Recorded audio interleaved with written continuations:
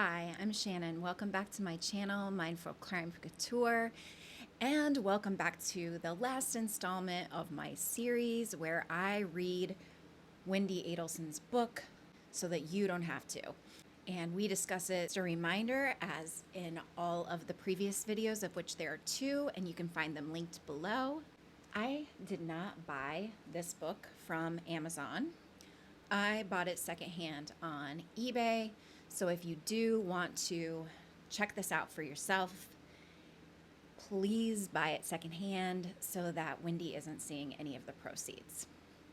Conversely, please do buy Ruth Markel's book, The Unveiling, linked below. Let's hop back into it. I know it's been a long time. Recording this the morning after Donna was convicted last night. I had promised that I would get this video up soon. May not be as good as I might like it to be, but I am going to get this video out there because there is some important stuff that happens at the end of this book, and I know that that's why this book keeps coming up in trials. All right, so to try to keep this a little more concise than my last video, because we do have a lot of chapters to go over, I'm going to try and use these, or whichever way. This way, maybe? I'm going to try to use these little outlines. So I've already gone on and on about how So right there in the video is when I inadvertently touched the audio cord, and so I didn't record sound for the rest of the couple of hours that I recorded last weekend. So here I am again, take 2, obviously in a new outfit. The office is a little bit different behind me, and I did chop like 9 inches off my hair. Take 2, because I seem to be haunted by Wendi Adelson's book. It's a brief summary of what is happening in the book before this. We are at the point where there is some conflict between Josh and Lily. She hasn't talked to him about this Cornell letter that she took and read of his and then hid, or filed for him. And so she is behaving in a way where she is treating him as though he is already leaving her. He's already checked out of the relationship. And that just clearly isn't what's happening if you're reading it as an outsider's point of view. It really speaks to anxious avoidant attachment issues that I talk about in video number 2. So if you remember that, or you want to go back to that, I definitely think that's what's going on with this character. All of a sudden, that I am scared my thoughtful, quiet, and measured Josh might be looking at exit options, which is just completely inane, as they've very rarely even fought about anything. And anytime she has talked about this character before, it's just like he's obsessed with her and he's so in love with her. But really, in this chapter, chapter 18, it's just all in the footnotes. They're doozies. Here we go. I'm going to read the most relevant footnotes for this chapter. If you're just tuning into this video, yes, there are footnotes. Yes, there are many footnotes. So when I say I'm only reading the most relevant ones, that's because they are copious, folks. All right, so this one is number 36, and it says, "See what I mean about my flair for drama. Why can't I just say I tend to avoid conflict with others?" Okay, stop right there, right? I mean, this is something that we also know that Wendi says about herself, and she's giving this personality trait to the main character, Lily. Can't I just say, I tend to avoid conflict with others, or I try to avoid conflict at all costs? Years of therapy have taught me that in situations like this, it is best to blame my mother. So I will. Here goes. I must have inherited this propensity toward the dramatic from my mother, Diana Walker. She was often afraid that we would fall on a toy left in the middle of the room because it would cause us to break our necks, the most likely and incurable of injuries. Or there was the Walker family favorite of, put your socks on or you'll catch your death. The conclusion there is an obvious one. Not wearing socks while walking on a hardwood floor will automatically lead to the death of young children. Is it any wonder? About this footnote even more so since the trial of Donna. I think we all saw Donna's flair for the dramatics throughout her incarceration, but definitely as the verdict was being read. And I think the interesting thing is that she's talking about she's dramatic and she has this flair for the dramatic. And then she describes two things that really aren't dramatic. They're just figures of speech. Kind of describes these really innocuous things that aren't really super dramatic, like, you know, writing an email and proposing a plan to, you know, baptize your children into a different religion in order to control the custody situation with their dad. Now that's dramatic. Here we go with this. This is, sometimes there just aren't words for these. I feel like every time I'm just like looking at the camera and shaking my head, but really there's not words. So here we see another theme in Lily's life that echoes in Wendi's life. And this echo is through the writing podcast that she does, where she talks about Dan's death, guilty because she doesn't get to grieve or feel sad because she's alive and he's not alive. So here she echoes that sentiment with, the complicated truth is that I feel guilty complaining about anything when my clients' lives are so hard. Instead of appreciating Josh for all he is, I feel guilty for having a loving husband that doesn't abuse me. Weird enough, but then it has a footnote, and that's where it's real weird. And I do appreciate, this is footnote 37, I do appreciate that Josh doesn't actively abuse me, but I do wonder sometimes if he understands me at all. He talks about how much he loves me and he is certainly affectionate, but I constantly wonder whether he just needed someone to come with him to Hiawassee Springs and whether I just seemed like the most willing idiot. He is withdrawn. He never wants to talk about our relationship, and sometimes I feel like I don't know him any better than on the day we met. It's a lot to unpack, but I think the most stunning refrain for me is that he doesn't actively abuse me, and have that interchange author Wendi and Georgia Kappelman on the stand in Charlie's trial, where she is talking about she wants Wendi to turn to the page where Wendi alleges that he is emotionally abusive to her in the divorce filings, because since then, narrative for Wendi has kind of shifted and has been that, you know, Dan was emotionally abusive through these filings, and that's why she had to come up with the nickname of Shivers, because she was so intimidated by him. And, you know, and now in this trial of Donna's, she's also saying that he was using religion to control her. That was just interesting to me. Honestly, these videos could be so long because I could analyze almost every sentence that is written in these books, but I am trying to zip along. The other things that I noted on the tracker are the use of food in this chapter, of which there are a lot, especially carnival foods mentioned. So those you can find in the tracker, and you can see why I am tracking food in the previous videos. Relationship woes continue to really plague the couple, and it is all because they are not communicating. Lily, for her part, is totally saying that she's concealing all of these feelings from Josh. Interestingly, this one is one of those tidbits that I feel like rings oddly true. She says she is asking Josh to go to the fair, the Florida County Fair, with her. She says, "Can we go?" I playfully tugged on the right sleeve of his worn, thin gray t-shirt that I had inherited eons ago from an ex-boyfriend and passed on to Josh because it looked better on him. Footnote number 40.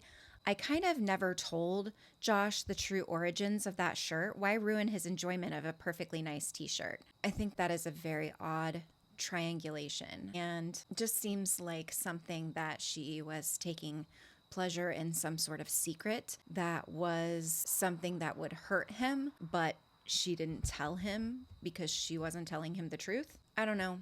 I could be making a mountain out of a molehill, you could say. It's from Wendi's real life keep popping up in Lily's fictional life. In the last video, which is linked below, we talked about Dan, the hapless, last in his class lawyer. Remember, Wendi, the author, was married to Dan Markel at the time of writing this book.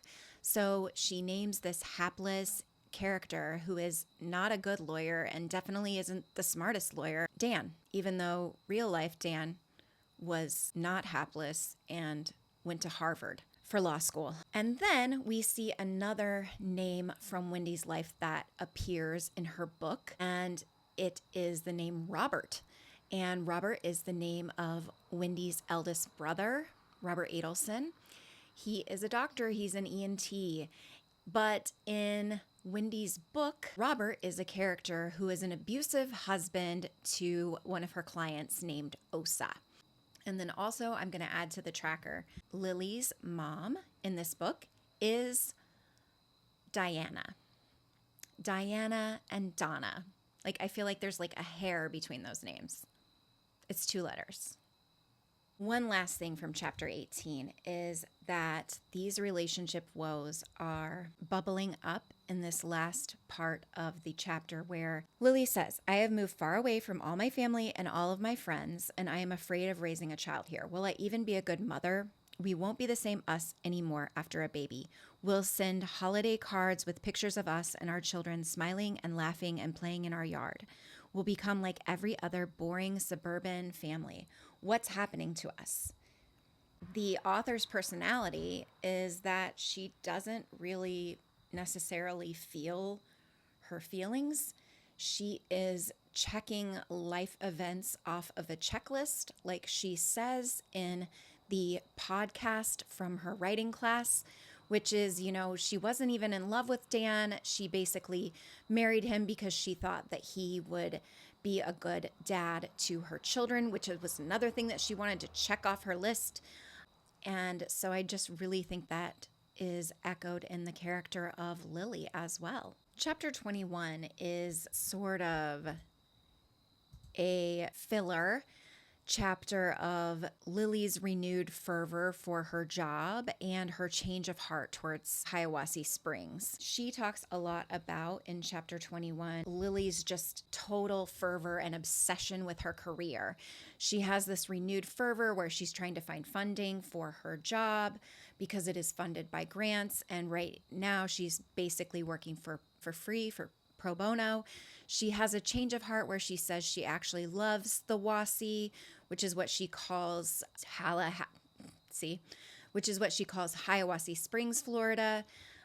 And as you know from previous videos, people that live in Tallahassee call it the Hassee. There are some more mentions of food in this chapter that I have added to the tracker. It's mostly about takeout. And we find that Josh is committing in this chapter his mortal sin, which is basically needing love and compassion from his partner, and she is unable to give this to him. But before we get to that, Lily is talking so much about her job and how complicated her life is because of her job, and how complicated her clients' lives are. And so, we also heard in the previous chapters the kind of violent and strange sentiment against her sister and her sister's hair, and how she wanted to step all over it. Here we go with, I could no longer listen to my old friend's complaints about her pursuit of the perfect shoes without wanting to hang up on her, and then smash the phone against the wall repeatedly, pretending it was her head. Okay, maybe the problem was just fatigue, sans compassion. I don't know, it just seems a little violent. So the last moment that I'm highlighting from this chapter is that the character of Lily tells the reader, in another echo of Wendi's life and Wendi herself, as she told in her writing class turned podcast, Lily reports that she laughs at inappropriate moments. In the podcast, Wendi talks about herself laughing when her good friend told her that her father had died. And Lily talks about how it gets her in trouble in class with teachers, and that she's always had this problem of laughing at inappropriate moments. Now we're moving on to the next chapter. Next chapters that feature Lily's story are basically what I would consider just a bunch of fluff about the character of Lily, chapters 24, 27, and 28. There are various characters in this where they are just basically talking about how great Lily is. She is fluent in Spanish, which comes up numerous times, and they are all telling her, she has a really nice face. So it's mostly about her looks, her being fluent in Spanish, and that she's so smart because she gets recruited to be on this task force with the sheriff so that she can help take down this sex trafficking ring. And then there's also this very strange stuff about Mila, and I have actually no thoughts on why this is, but I'm hoping by doing this video, you will have thoughts on why this is, and you will put it in the comments, and then I will have a new outlook on what the heck this meant. So in the Mila chapter, Mila is one of the clients. She has been a victim of human trafficking. Okay, so Mila talks about that she's enrolled in her first classes. She says, I've enrolled in my first classes since high school at the North Florida State University, NFSU. She puts in parentheses in case we've forgotten. Her really clever name also has this acronym, NFSU. I had to get certain requirements out of the way before I could get deeper into the theater program. I took an English class at Hiawassee Springs Community College, HSCC, for speakers of English as a second language to help my written English, taught by Professor Joshua Stone. He was tall and thin and kind and handsome, and I did not notice a wedding ring on his hand. I had met too many married men who didn't wear wedding rings, at least not all the time, in my previous line of work. Professor Stone seemed available. I was interested in this man, that was for sure. So basically, she comes on to her professor because she believes that he is also interested in her, and he gets kind of awkward and is like, this is such a misunderstanding.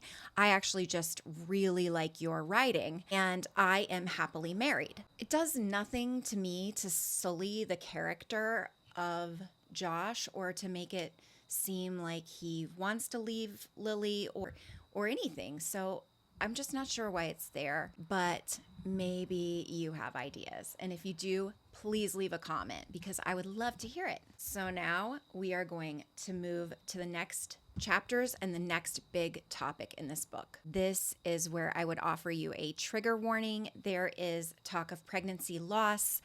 And so if that is something that you don't want to listen to, you can skip ahead. I will put a timestamp in the box below for when this conversation is over so that you can skip it. Because of character of Lily using physical intimacy as a band-aid, and that happens a few chapters back, Lily is now pregnant. She says, Josh and I are pregnant. She says in the footnote, I used to hate this term, the idea that we could be pregnant when it's my belly that protrudes out of my elastic banded pants and my breakfast that hurls out of me each morning. So she says, Josh is overjoyed and I am lukewarm about the whole situation. I believe that echoes the whole idea of just checking things off a list. But one of the interesting things in this chapter is this quote that I have highlighted on the outline, and that is that she is in the waiting room of the obstetrician's office, and she says, I sit in the waiting room and write down our story. The writing process is my own kind of therapy. So again, just another feeling that this is very autobiographical. In chapter 35, we also learn that her client Mila is also pregnant, and this is not a good situation. Lily is very concerned. She expresses this to Mila, and it comes off as very harsh. And in one of the footnotes, there's just an interesting line where Lily says that she basically holds back from saying more to Mila than she was going to. You have to give me a little credit, right? At least I realized that no good would come from my sharing what I really thought about the whole situation with Mila. I kept my mouth shut. For me, a Herculean feat. All right, and then in chapter 38, we find out that Lily has a miscarriage. She has to go to the hospital in order to have a procedure done. And during that procedure, there is complications and they have to remove a part of her uterus. And so she is devastated to find out that she can no longer have children after this. And they handle it differently, as married couples often do with pregnancy loss, or any couple often does in a pregnancy loss or a loss of a child. They are grieving differently, and so this again causes more tension in the relationship. If the pregnancy and pregnancy loss are the climax of the book, the denouement comes very quickly and is very rushed. There are only 2 chapters left in the book, and it is the conclusion of the story. She talks about how they lost the baby and they are always fighting, always over something stupid. The fight that she explains is basically that Josh has begun cooking in the kitchen and she is not in the kitchen yet, and he asks her if spaghetti would be okay, and she is angry because he has not consulted her beforehand that they would eat spaghetti that night. So, fresh in the middle of this spaghetti fight, Josh says, "I can't do this anymore." "Do what? Make dinner? Be married to me?" At that moment, I didn't really care. Fine. Josh was tired of me now. Now that I couldn't give him the children he always wanted. Maybe he'd like to run off with one of his students. Well, fine. I didn't need to stay with him in this crappy Cretan-infested house with his bad cooking and his monosyllabic interactions. You can't, Josh? Well, neither can I. Maybe I'll head back to DC, spend some time with my family. There was ice in my voice, and I had steeled my spirit against whatever emotional arsenal he was about to throw my way. We had at least 30 conversations just like this one in the past month, and I was fed up. What in the world was I doing here anyway? I needed some time away. I waited for his response. The part where he begs me to stay, to share our life together in this small town, it didn't come. That sounds like a good idea, he replied, without sarcasm or sadness. Fine, I said, and left the room, searching the house for a place I could be alone. So then the fight kind of continues, and he decides to sleep on the couch, and they have this interaction where she says the idea of him leaving was more disorienting than sad. Did I even love him anymore, or did I just love the idea of being attached to something, knowing that I was moving in one particular direction? Again, I really think that this speaks to the author's personality, because this character is just moving along, checking things off of a list that she feels are the right thing to do because they're prescribed by society to do. They're not things that she has any interest in doing. She is lukewarm at best, she says. Then there's this footnote that offers the last insight for this chapter and this book about this relationship and the breaking up of this marriage, where she says, this is footnote number 66, maybe he never wanted to fight for me in the first place. I might have made things too easy for Josh. I mean, he never really had to win my love. Everything for us just happened so quickly, like insta-love. Now it felt like it was falling apart just as quickly, like pliable strands of string cheese. And maybe that's because we built love like a house of cards. No support, pulled away from our support systems. We just couldn't make it work for each other. We weren't strong enough. Knowing we weren't going to be parents, there just didn't seem to be a reason to stick it out anymore. So then comes the conclusion. Mila, who Lily has been helping out day and night with her pregnancy and the birth of her daughter, decides that she is going to give her baby to Lily. So she basically gives her baby to Lily, like in the carrier. She leaves the baby in the carrier. She leaves a note for Lily that, she knows that she'll find the baby, whose name is Anna, a good home. Also, one more name from Wendy's real life shows up in Lily's life in this chapter. As an aside, a man named Charlie, who is the produce guy. Nothing, just innocuous, Charlie the produce guy. Robert, abusive husband. Dan, hapless, stupid lawyer. Charlie, produce guy. She decides to adopt this baby.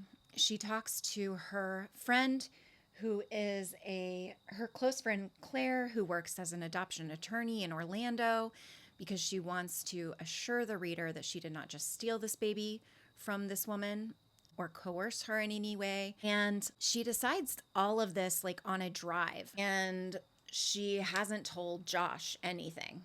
And when she does tell Josh, she says, I came home and I tried to explain it all to Josh. You know, like you come home and you're like, hello, husband, I have a baby in the car. It's ours. I decided to keep it. I come home and I try to explain it to Josh. He wasn't happy and he didn't understand.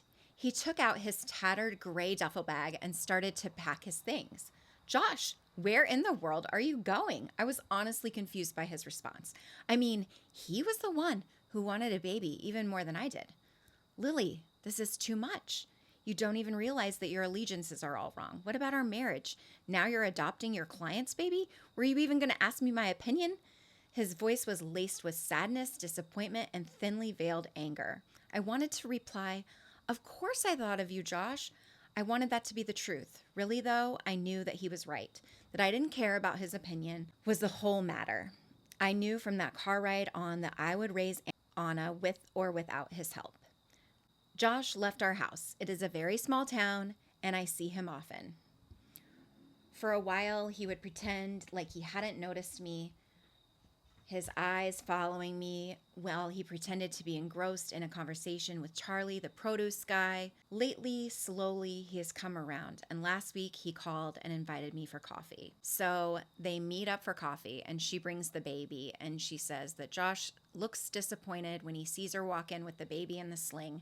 He didn't know she was going to bring the baby. I didn't realize that you were bringing the baby, he says. He stood up awkwardly, leaned in to kiss me on the cheek, almost smushing Anna in the process. I deftly avoided the impending squish and moved the front of the sling so that Josh could see Anna's little face. I opened one of her clenched fists and pretended to extend it to Josh. Pleased to meet you, Professor Stone, acting as if I were Anna at her most formal. Josh, after pausing for a second, decided to play along. Yes, Anna, great to meet you too. I have heard great things about your work. Josh did his best. But I didn't marry him for his sense of humor. Imagine the lack of self-awareness that you think that you are the funny one in the relationship when you're just writing jokes like this. So they proceed to sit, talk, and drink coffee. I told him about having hired a family lawyer and recently finalizing the adoption. Josh did not offer congratulations. So she's yours now, officially, he asked. Yes. Name changed and all. Anna Stone? No, Josh. Anna Walker, like her mom. I said the last sentence slowly and with as much kindness as I could muster. So that's it, Lily. It's over. I don't even get a say? He looked equal parts sad and combative. I tried to be gentle. And then they have one last interaction where basically she's like, I'm grateful to you for bringing me to this place and, you know, everything that it's brought me. And I hope one day, and he gets so angry because he knows that she's about to say the cliche of like, I hope we could be friends. And he doesn't want to hear that. And she says, Josh had venom in his voice and tears in his eyes. You hope we can still be friends? Please don't even. So she says, today was the first day of the rest day of my life. Today was the first day of the rest of my life. And Anna and I were officially a team, ready to take on the world. There's also a brief afterward by the author.